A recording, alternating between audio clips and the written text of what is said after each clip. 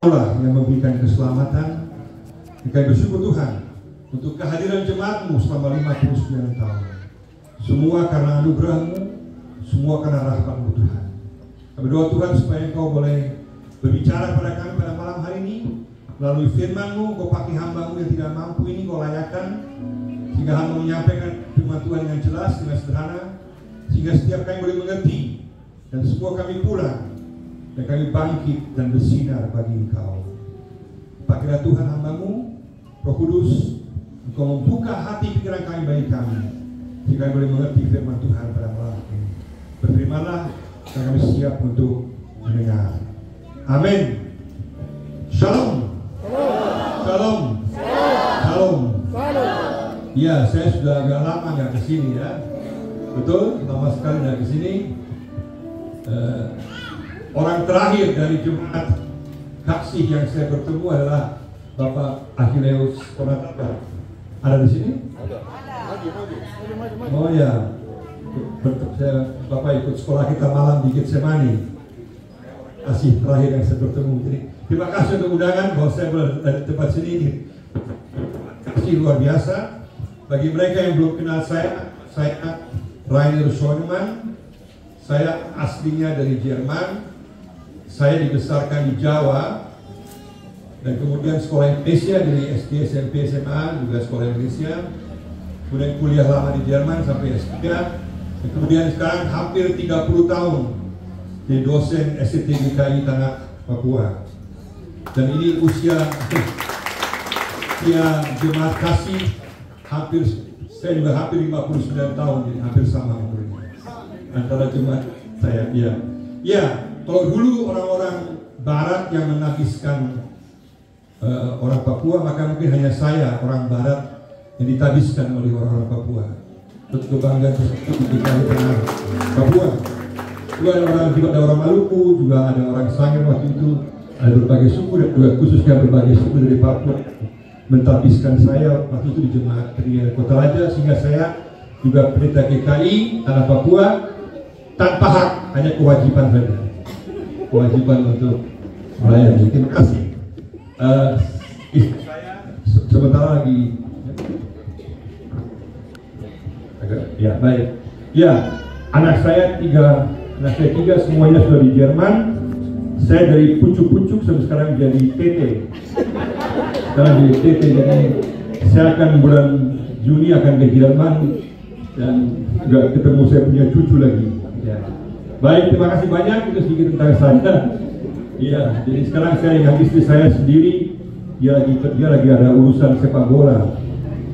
Lagi ada sekolah sepak bola, ada sekolah Kristen di Semarang namanya Lentera, Terang Bangsa, sekolah Terang Bangsa. Mereka mau buat pembinaan asrama sepak bola putri. Kalau ada anak sepak putri yang bagus, yang usia 12 tahun dapat beasiswa untuk main sepak bola putri di Semarang, beasiswa sekolah Kristen. Tujuannya untuk menjadikan pemain timnas yang bagus. Apakah saya pakai ini ya? Ini bagus sendiri kan? Atau protekan kurang bagus kan? Jelas kan suara saya? Ya, oke, baik. Ya, baik. Itu sedikit tentang saya. Pada malam hari ini tema kita ada beberapa bacaan akan bertahap saya bacakan secara bertahap. Tema kita adalah bangkitlah dan terus bersinar. Bangkitlah dan terus bersinar. Dan kita lihat ada bagian pertama, bacaan pertama yaitu yang diberikan adalah dari Yesaya 62. Yesaya 62 ayat 1 sampai 5 saya baca. Yesaya 62 ayat 1 sampai 5 bunyi demikian. Oleh karena Sion aku tidak dapat berdiam diri, dan oleh karena Yerusalem aku tidak akan tinggal tenang sampai kebenarannya bersinar seperti cahaya dan keselamatannya menyala seperti suluh. Maka bangsa-bangsa akan melihat kebenaranmu dan semua raja akan melihat kemuliaanmu, dan orang akan menyebut engkau dengan nama baru yang ditentukan oleh Tuhan sendiri. Engkau akan menjadi mahkota keagungan di tangan Tuhan dan serban kerajaan di tangan Allahmu. Engkau tidak akan disebut lagi yang ditinggalkan suami, dan negerimu tidak akan disebut lagi yang sunyi, tetapi engkau akan dinamai yang berkenan kepadaku, dan negerimu yang bersuami, sebab Tuhan telah berkenan kepadamu, dan negerimu akan bersuami. Sebab seperti seorang muda belia menjadi suami seorang anak darah, demikianlah dia yang membangun engkau akan menjadi suamimu. Dan seperti girang hatinya seorang mempelai melihat pengantin perempuan, demikianlah Allahmu akan girang hati atasmu. Bangkitlah dan terus bersinar. Tugas panggilan kita sebagai orang percaya adalah terus untuk bangkit dan kemudian untuk bersinar. Pertanyaannya, bagaimana kita bisa bangkit dari kelesuan kita?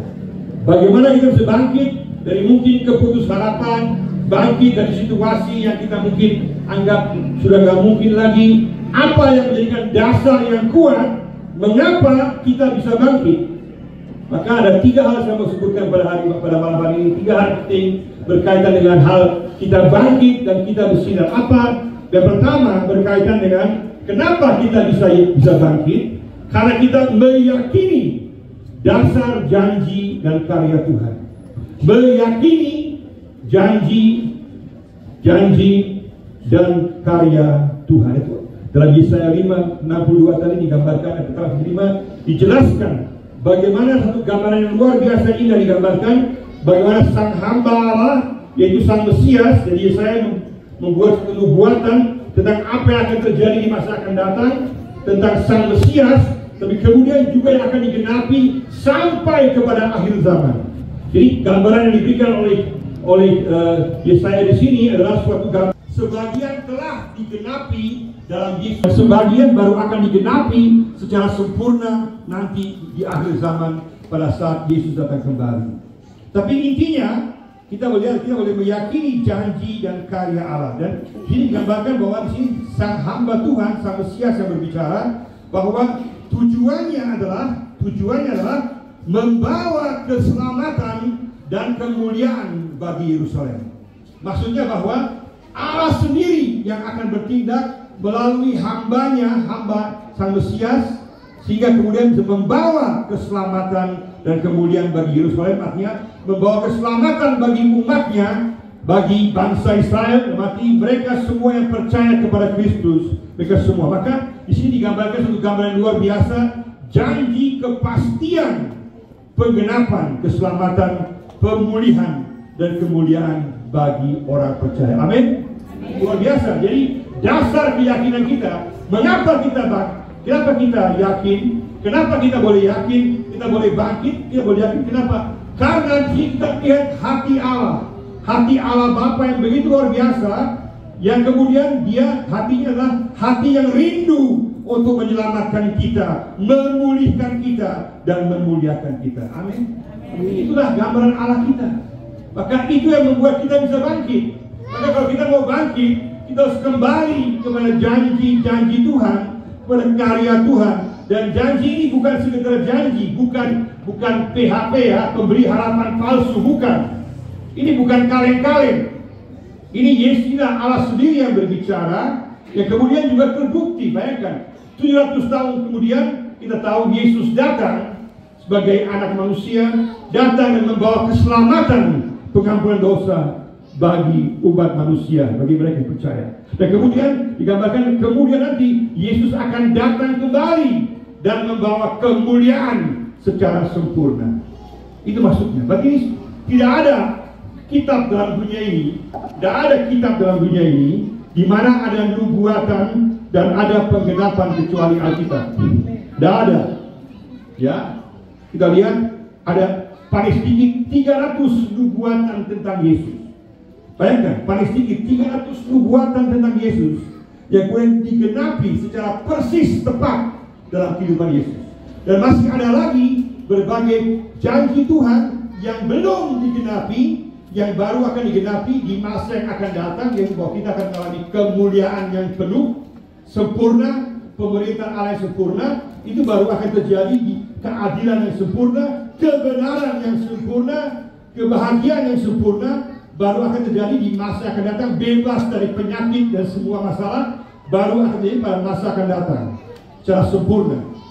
Tapi karena kita lihat karena nubuatan-nubuatan sebagian telah digenapi dalam Yesus, maka kita boleh percaya bahwa pasti Tuhan akan menggenapi nubuatan-nubuatan yang lain. Amin. Itulah perbedaannya Yesus dengan semua yang lain.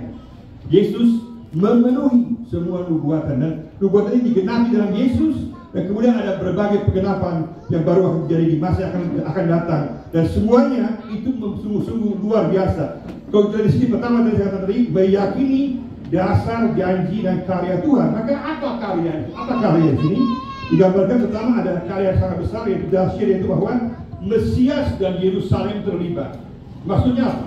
Maksudnya bahwa Allah sendiri yang bertindak dengan mengirim sang hamba untuk membawa pengampunan dosa bagi manusia. Sekali lagi, Allah yang bertindak. Manusia tidak bisa datang kepada Tuhan. Manusia tidak bisa mencapai Tuhan. Tidak bisa manusia naik kepada Tuhan, tidak bisa. Kecuali Allah sendiri yang turun melalui hambanya, melalui Yesus Kristus. Dia sendiri turun untuk mencapai, untuk menjangkau kita manusia. Dan yang terjadi, bahwa itulah mengapa kita begitu dahsyat, luar biasa dari Tuhan, bahwa telah terjadi, bahwa kemudian kita tahu pada peristiwa Natal, Yesus turun ke dunia ini, dan kemudian pada saat kematian di kayu salib, membawa pengampunan dosa, pada saat kebangkitannya, membuktikan kuasanya. Berarti luar biasa, janji yang besar. Itu mengapa kita bisa bangkit. Kalau kita punya Allah yang nyata-nyata bertindak dalam dunia ini, mengampuni dosa dan mengalahkan kuasa dosa, iblis dan maut. Dan kemudian dia menjanjikan pembaharuan. Kita baca ayat pertama, pembaharuan dan keselamatan dijanjikan oleh sang Mesias, dan terjadi hanya dalam Yesus ada kepastian keselamatan. Kemudian dikatakan bahwa ayat 2a ada kemuliaan yang akan terjadi, yang akan dilihat oleh semua bangsa. Ini baru akan digenapi pada saat Yesus datang kembali. Tapi intinya kita tahu bahwa kemuliaan Yesus akan nyata. Dan juga kita semua dimuliakan, ayat 2b. Apa yang dimuliakan? Diberikan nama yang baru, menggambarkan suatu pembaharuan ilahi. Luar biasa sekali. Setiap kita diperbaharui.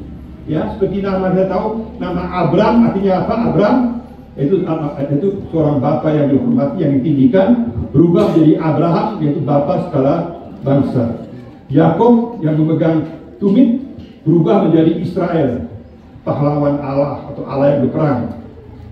Ada perubahan nama, artinya apa? Kita semua diberikan nama yang baru, yang kekal, artinya, dan juga diberikan batu putih. Apa artinya batu putih? Batu putih adalah tanda bahwa kita ditoki selamat, dipalu selamat.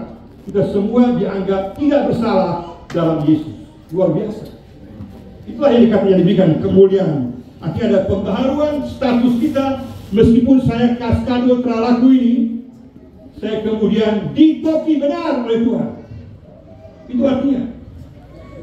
Makanya sangat penting bahwa kita berada dalam Yesus. Berada dalam Yesus. Kenapa? Kalau kita berada dalam Yesus, maka kita dibenarkan, kita dikuduskan, dan kita dimuliakan. Semua dalam Yesus. Karena Yesus yang benar, Yesus yang kudus, Yesus yang mulia. Saya terlaku kaskado ini. Kalau saya bergaya-bergaya, anggap bisa sendiri, maka saya akan kena hukuman Tuhan. Jadi pada saat saya berada dalam Yesus, saya mengandalkan Yesus, maka berarti Yesus yang pilih saya. Yesus yang pilih saya. Jadi Allah Bapa tidak melihat saya langsung, dan melihat saya lewat Yesus Kristus. Berarti Yesus Kristus yang pilih saya. Karena dia benar, dia kudus, dia mulia. Saya pun kudus, saya benar, dan saya dimuliakan. Jadi kalau saya paralente bagaya-bagaya, anggap prauslah Yesus lah, prauslah.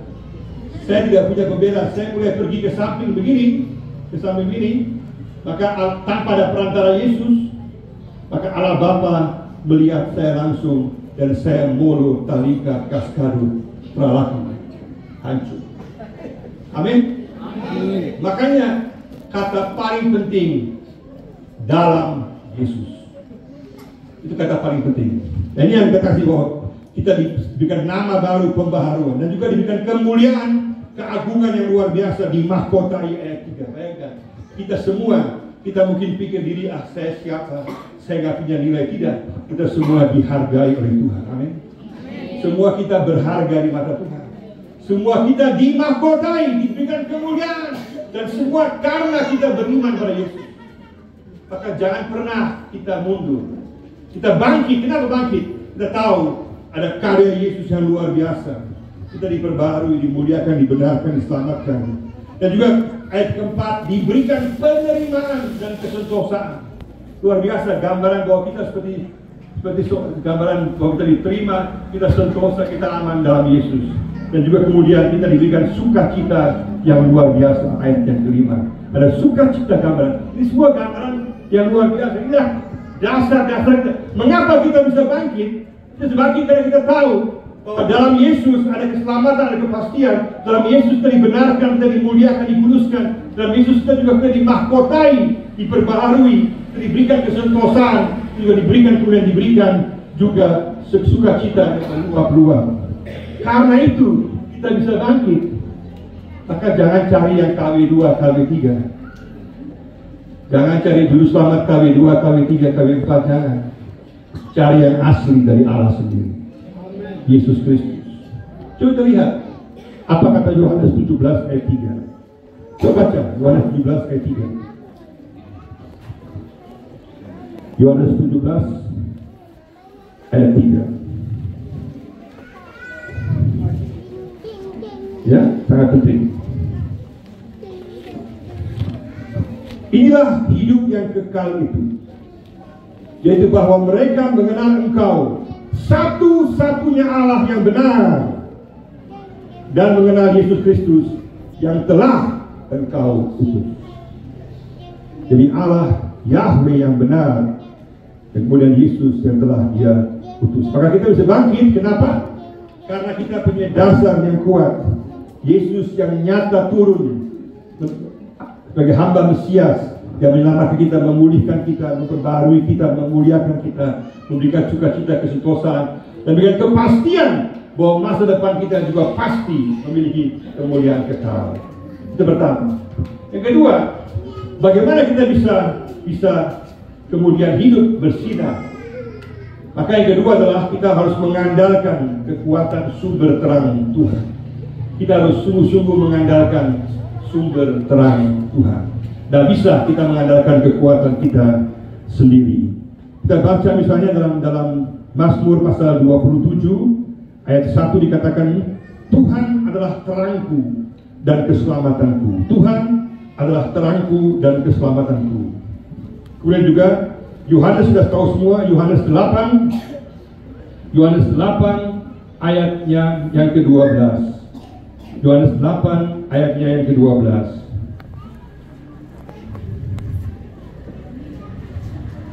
Yohanes 8 ayat 12. Yesus berkata, Akulah terang dunia. Barang siapa mengikut Aku, ia tidak akan berjalan dalam kegelapan, melainkan ia akan mempunyai terang hidup. Maka tadi saya bilang bahwa kita bangkit. Kenapa kita bangkit? Kita bangkit karena kita tahu ada kepastian bahwa Sang Mesias Yesus Kristus telah bertindak, ada karyanya yang jelas, keselamatan, pembaharuan, pemulihan, juga kepastian kehidupan kekal, dan juga ada kemuliaan yang diberikan kepada kita, sukacita, kesentosaan, dan itulah yang kita mau sampaikan kepada orang lain. Itulah yang mau kita sampaikan kepada orang lain. Kita kalau bersinar, apa yang mau kita sampaikan? Yang mau kita pancarkan apa? Tentunya kita memancarkan kasih. Dan kasih Allah yang nampak di mana? Pada saat Allah turun di dunia ini, maka nampak sangat jelas kasih Allah yang luar biasa. Kemudian juga nampak, apa juga nampak? Kemuliaan Allah, pembenaran Allah, keselamatan Allah, penerimaan Allah yang luar biasa, penghargaan Allah bagi kita, pengudusan Allah. Semua itu yang ingin kita sampaikan kepada orang lain, sehingga mereka boleh mengerti siapa itu Yesus, sehingga kita boleh menjadi saksi terangnya yang ajaib. Maka kita harus mengandalkan kekuatan sumber terang Tuhan. Kalau kita mau bersinar, kita harus mengandalkan terang Tuhan Yesus. Dan bisa kita mengandalkan terang kita sendiri. Tidak bisa. Kita mau sehebat-hebatnya kita, serohani-rohaninya kita, akhirnya rohana juga. Makanya kan Galatia pasal 3 ayat 3 mengatakan, jangan kamu mulai dengan roh dan kamu mengakhiri dengan jadi. Dan banyak sekali gereja, banyak sekali yayasan Kristen, banyak sekali orang Kristen, kalau mereka mulai meninggalkan terang Yesus, mulainya rohani, berakhirnya rohana. Dan ini bahaya sekali. Jangan sampai itu terjadi. Maka kita harus selalu mengandalkan kekuatan sumber terang yaitu Tuhan sendiri. Nah, sumber terang ini gambaran yaitu Yahweh. Ini penting sekali. Siapa terang kita? Yahweh sendiri, pencipta dunia ini, penguasa dunia ini. Itulah Yahweh Allah kita. Maka kata Allah itu hanya sebutan saja. Kata Allah itu hanya sebutan. Namanya Yahweh. Kita baca Keluaran 3:20. Kita baca, aku ada. Nama Keluaran 3 ayat 14. Maaf, Keluaran 3 ayat 14. Aku ada yang aku ada. Artinya Allah adalah Allah yang dari dahulu sudah ada, sekarang ada, dan akan ada kekal selama-lamanya. Luar biasa. Dan Yesus di sini menyamakan dirinya dengan Allah. Pada saat Yesus mengatakan, akulah terang dunia, kan luar biasa. Akulah terang dunia. Yesus menyamakan dirinya dengan Allah. Dan juga sesuai dengan Yohanes 10:30, dikatakan bahwa aku dan Bapakku adalah satu. Maka sangat penting. Allah Bapa itu dan Yesus adalah satu. Dan penting. Allah Bapa, Anak, dan Roh Kudus itu satu. Jadi satu-satunya Allah. Tadi kan kita baca. Berarti apa? Allah kita satu. Ada 3 pribadi itu satu. Pada saat baptisan, pada Matius 28, kita dibaptis atas nama sama. Satu nama. Satu nama. Bapa, Anak, Roh Kudus. Bukan 3 nama. Satu nama. Ya, penting. Nah, berarti apa? Satu nama. Nah, sekarang bagaimana kita mau mengerti bahwa Allah itu Tritunggal, 3 pribadi tapi satu? Itu jauh melampaui kemampuan kita. Itu bersifat suprarasional, bukan irasional, tapi suprarasional, di atas kemampuan kita. Kenapa? Karena Allah bukan zat, Allah itu bukan benda, Allah itu roh. Menurut Yohanes 4 ya, ayat 24, Allah adalah roh.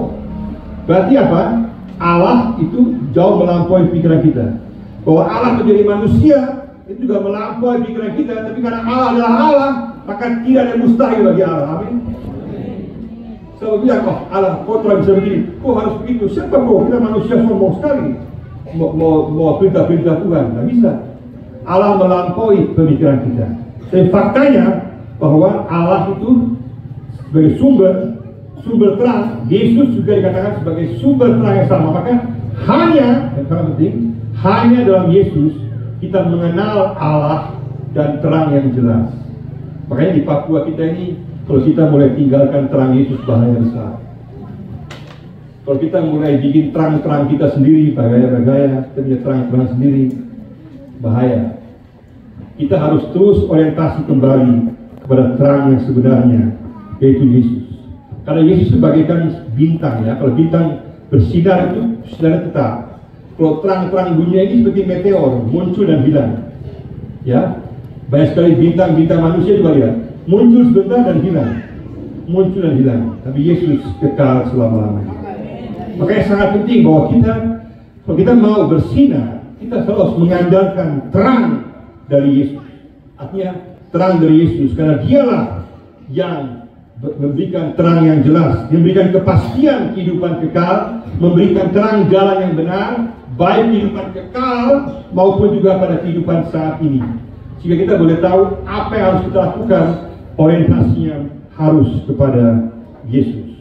Maka kita perlu berdoa supaya mata kita terbuka terus, supaya kita terus melihat Yesus. Jangan sampai kita mulai meninggalkan Yesus. Ada bahaya besar kalau kita mulai meninggalkan Yesus dan lagi berorientasi pada Yesus, maka kebiasaan dosa dan kebiasaan lain mulai muncul yang akan menghalangi kita sehingga kita akan boleh masuk kembali ke dalam kegelapan. Maka kalau kita mau bersinar, andalkan selalu terang Yesus. Jangan seperti Yakub. Ya, Yakub ini pergi mencuri di pendeta Yohanes yang sudah tua. Yakub pergi mencuri, malam-malam dia mencuri di rumah pendeta Yohanes yang sudah tua ini. Dia angkat komputer, dia angkat uang, dia angkat macam-macam barang, dia angkat. Terus baca Yohanes, dia dengar ada pencuri. Hei, pencuri! Ya. Awas kau ya, Tuhan masukkan, awas kau, Tuhan akan hukum kau. Terus Yakub ketakutan. Yakub ketakutan, tiba-tiba dia berubah suara. Bapak Yohanes, bukankah kamu tahu bahwa aku akan datang seperti pencuri di waktu malam? Karena pendeta Yohanes sudah agak sedikit linglung, pikul sedikit. Dan Tuhan, engkaukah itu? Terus Yakub semakin bingung lagi bilang, Yoi. Sudah tahu, masih tanya-tanya lagi. Ini bahaya besar ya. Sudah mencuri, tipu, pakai ayat firman Tuhan lagi, ya. Dosanya betul-betul. Jangan sampai terjadi. Nah, ini contoh bahwa dosa bisa menghalangi kita kalau kita tidak pada terang Tuhan. Amin. Nah, masa sekarang juga bahaya besar bahwa seringkali orang juga terpicu dengan semua jenis materialisme ya. Materi penting, uang penting untuk hidup, tapi jangan sampai materi membutakan mata kita sehingga akhirnya kita masuk ke kegelapan. Bukan lagi lihat Yesus sebagai terang yang sebagai sumber kekuatan kita. Seperti terjadi juga pernah ada pacar tua ini, dia beli motor. Pacar tua dia beli motor baru, terus dia agak mati roda-roda sedikit. Dia roda sedikit, putar-putar, semakin lama semakin kencang, semakin bangga pacar tua ini karena rasa dia muda lagi. Hingga mati langsung semakin melingkar dia, hingga dia merasa diri jago lagi. Tiba-tiba dalam tikungan mereka masuk gon. Masuk di gon, jatuh. Terus pacar ini sibuk dengan motornya. Dia sibuk urus motornya, terus pacar berteriak, Pacar, kau telah sayang saya kan? Kau telah lihat saya kan? Kau telah pusing saya kan? Terus pacar dengan santai jawab, Mace, kau diam dulu. Kau diam sudah. Mace, kau lunas. Tapi motor ini belum lunas. Ini dia. Pacar anggap motor lebih penting daripada mace. Bahaya juga. Bahaya. Ini ada juga macam-macam bahaya juga ada. Yang terakhir mungkin. Macam-macam bahaya juga ada. Itu di Mamberamo ada perlombaan berenang. Bupati kasih 100 juta bagi siapa yang bisa menyeberangi sungai Mamberamo berenang. Semua anak muda, tua, semua bagaya, mereka semua berdiri di pinggir sungai, semua siap-siap, parlente bagaya. Tapi tidak ada yang berani. Dan yang berani karena banyak buaya di situ. Tapi tiba-tiba biur satu masuk. Dia berenang setengah mati. Dia berenang sekuat tenaga. Dia sampai dengan selamat di seberang. Disambut dengan bupati dan 100 juta. Dan kemudian pacar yang berenang ini dia penuh ketakutan. Dan bupati, saya mau tahu siapa yang tolak saya tadi. Siapa yang tolak saya tadi? Ternyata istrinya yang tolak dia. Istri bahaya sekali. Korbankan suami demi 100 juta. Jadi ada pacar-pacar bahaya juga, macam-macam bahaya juga. Nah, ini artinya semua hal ini bisa menjadi penghalang kita untuk mengikuti terang Tuhan. Nah, sekali lagi, supaya hubungan kita dengan Tuhan benar baik, maka tentu kita butuh uang. Tentu, jangan sampai gara-gara uang kita mengorbankan orang lain. Amin. Jangan sampai gara-gara uang kita mengorbankan harga diri kita. Jangan sampai gara-gara uang kita mengorbankan keluarga kita. Jangan sampai gara-gara uang kita menghancurkan keluar juga situasi masyarakat di mana kita berada. Maka tentu Tuhan mau berikan kita berkat tahap demi tahap. Tapi jangan sampai kita dikuasai kerakusan. Dan kerakusan inilah yang saat ini sedang menimpa kita di sebagian daerah lah.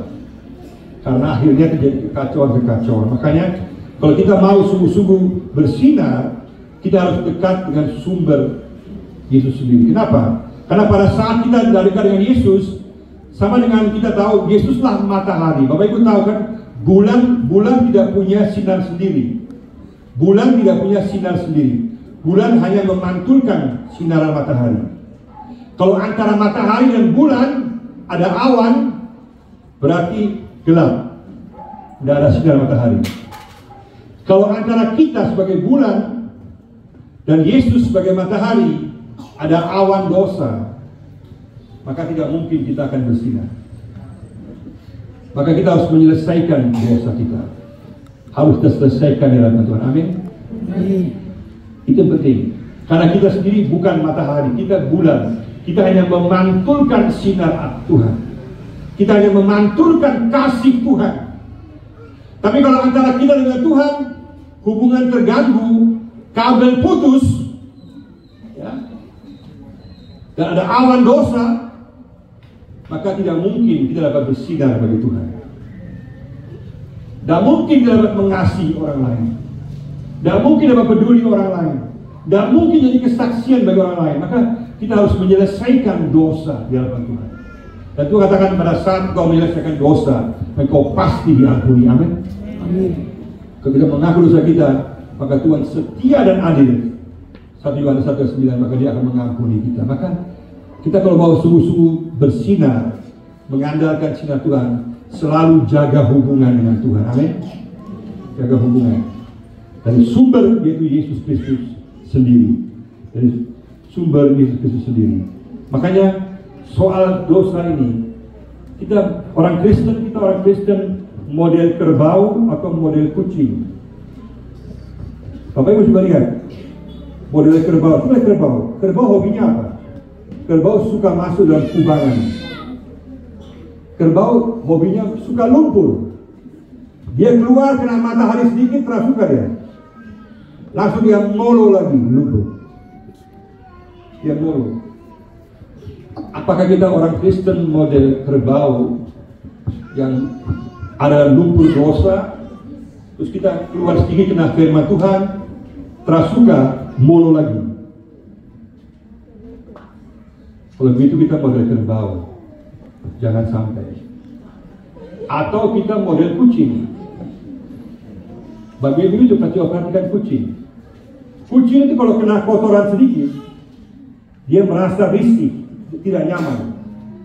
Dia akan berjam-jam, dia akan bersihkan dirinya.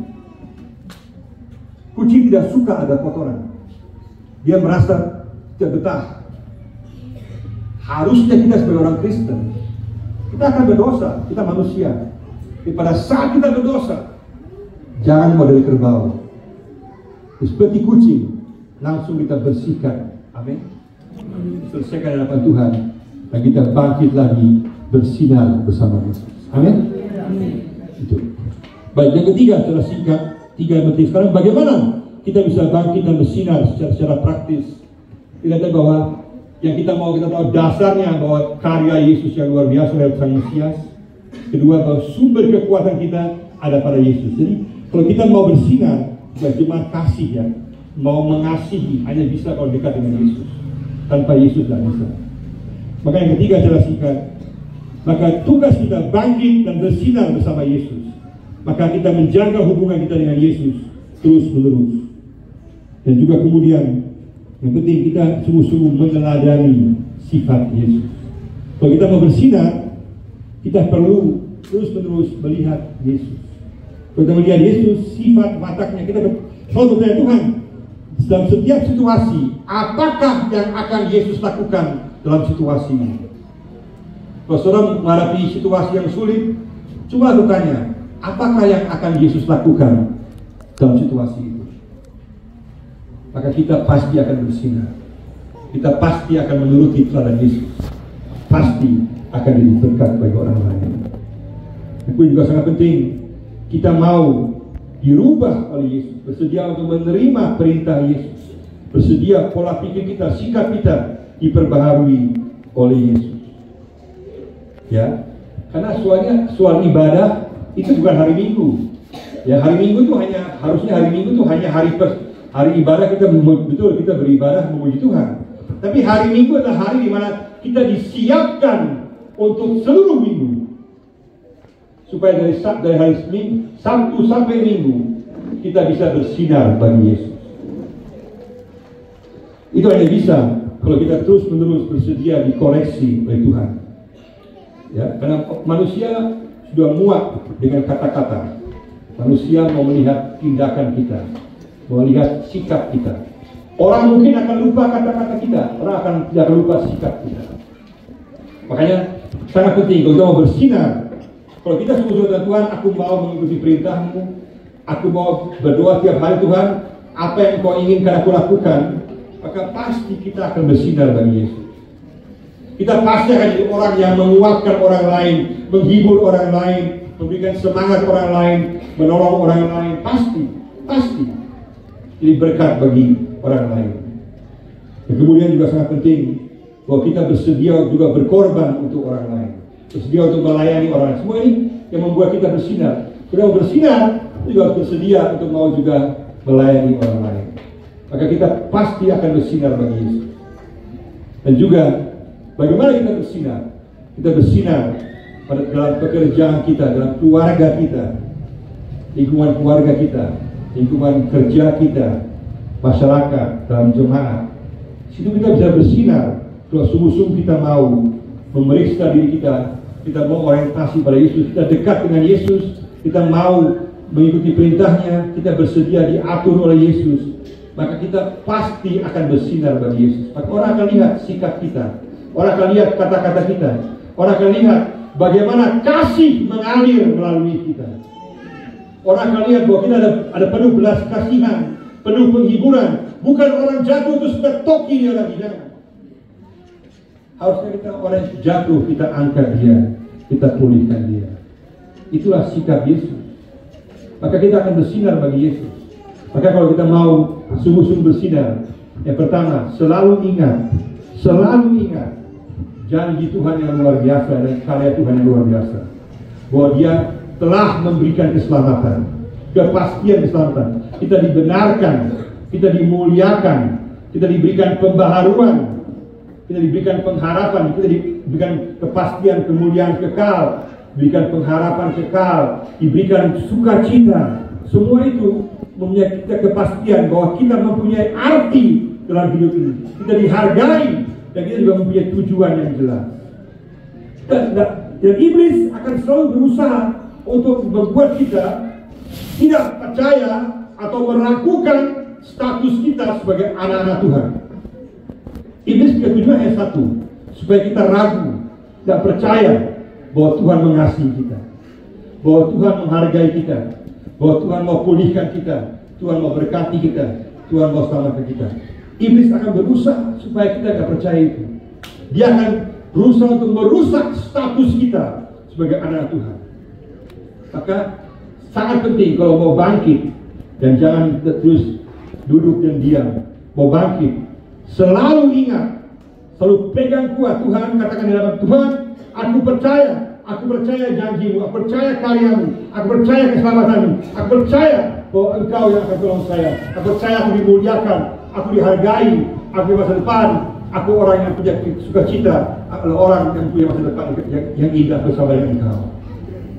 Harus kita ucapkan tiap-tiap kali supaya kita bangkit dari kelesuan kita. Amin. Yang kedua, kita terus-menerus mengandalkan sumber terang Yesus. Jangan pernah lupa, kalau mau bersinar, dekat dengan Yesus. Jaga kontak dengan Yesus terus. Jangan ada awan di situ. Jangan ada dosa. Jangan ada masalah. Jangan kabel putus. Sehingga terus kita bisa menjadi berkat bagi orang lain. Terang dengan sikap kita, kasih kita, kepedulian kita, penghiburan kita, dengan motivasi kita jadi berkat bagi orang lain. Ada dosa pada malam hari ini, Bapak Ibu pulang minta ampun dari Tuhan. Kata Tuhan, aku tidak mau ada awan dosa antara aku dengan Tuhan. Amin. Apapun Bapak Ibu, teman-teman akui dalam Tuhan, Tuhan pasti ampun. Dan pada saat Bapak Ibu ada hubungan langsung, tidak ada awan lagi, pasti kita akan bersinar.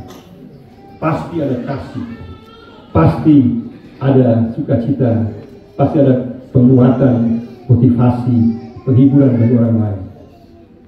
Yang ketiga juga sangat penting. Bagaimana kita bisa bersinar? Terus-menerus melihat sikap Yesus. Yesus bagaimana? Sikapnya bagaimana? Itu yang kita tiru. Kita nggak sempurna, tentu kita nggak sempurna. Jadi selalu kembali berusaha untuk meniru cara Yesus. Bertanya, apakah yang akan Yesus lakukan? Dan juga selalu mau bersedia melayani orang lain. Dan mau bersinar, di mana bersinar? Bersinar di mana kita berada. Di keluarga, memberikan kekuatan bagi anak-anak, menghibur, menguatkan mereka, memberikan semangat. Antara adik-adik kakak memberikan semangat, antara suami istri, antara keluarga, antara jemaat, saling menguatkan. Kita harus melawan roh iri hati, roh dendam, dan roh mau merusak satu dengan lain. Karena inilah yang merusak jemaat-jemaat kita. Roh iri hati, dendam, dan juga tidak mau mengampuni yang lain, mau menang sendiri. Itu roh kekuasaan atas yang lain harus kita tolak dengan nama Yesus. Maka kita pasti akan bersinar. Amin. Maka pada malam hari ini saya ajak kita semua untuk bangkit. Bangkit bersinar terus-menerus. Selalu mengingat janji karya Tuhan yang luar biasa. Apa yang Tuhan lakukan dalam hidup kita pegang teguh. Kedua, kita selalu mengandalkan sumber terang Yesus. Yang ketiga, kita sesuai dengan Matius pasal 13 kata apa? Matius pasal 13 dikatakan bahwa kamulah terang dunia. Ya, kamulah terang dunia. Maaf, kalau Matius pasal 5 ayat 14 sampai 16 dan juga Matius 13 ayat 43 dikatakan kemudian bahwa kita akan bersinar seperti bintang kekal selama-lamanya. Ya, berarti dalam Matius pasal 5 kamulah terang dunia, betul kan? Kamulah terang dunia. Maka Allah adalah terang, Yesus adalah terang dunia juga, dan kita dalam Yesus juga menjadi bersinar seperti terang. Amin. Dan kemudian puncaknya Matius 13 ayat 43. Matius 13 ayat 43 dikatakan bahwa kita akan bersinar seperti bintang kekal selama-lamanya. Amin. Jadi kita bersinar pada saat ini, kita bersinar melalui kuasa Yesus. Kita menjadi kesaksian bagi orang lain. Dan sekaligus kita akan juga bersinar kekal bersama-sama dengan Yesus. Janji yang luar biasa. Amin. Kenapa kita percaya? Karena di masa lalu semua nubuatan yang dijanjikan telah digenapi. Maka yang belum digenapi, kita percaya pasti juga akan digenapi. Bersama-sama kita bangkit dan bersinar bagi Yesus. Tuhan itu berkati kita semua. Amin.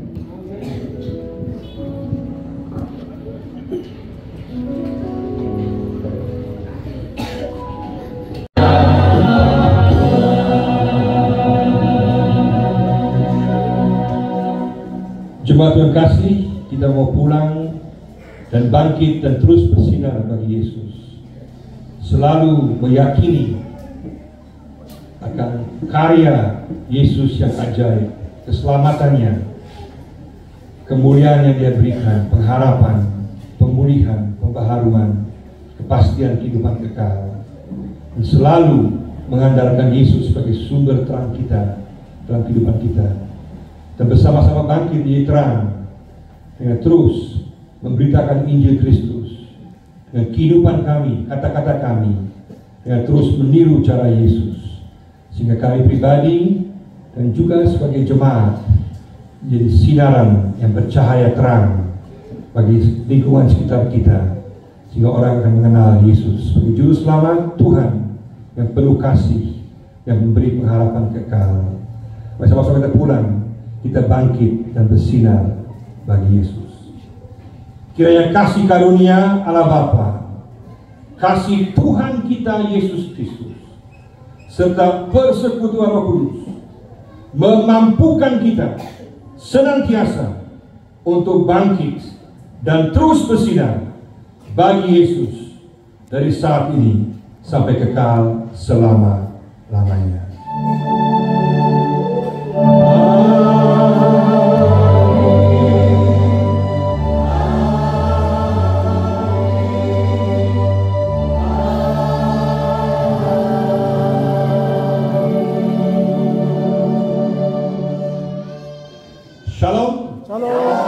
Selamat hari ulang tahun yang ke-59 Jemaat Kasih Tuhan. Tuhan berkati.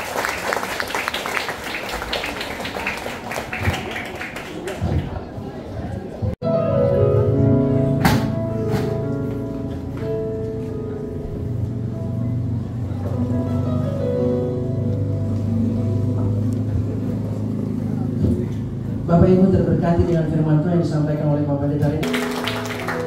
Kita berikan satu kesempatan bagi pujian dari PAM.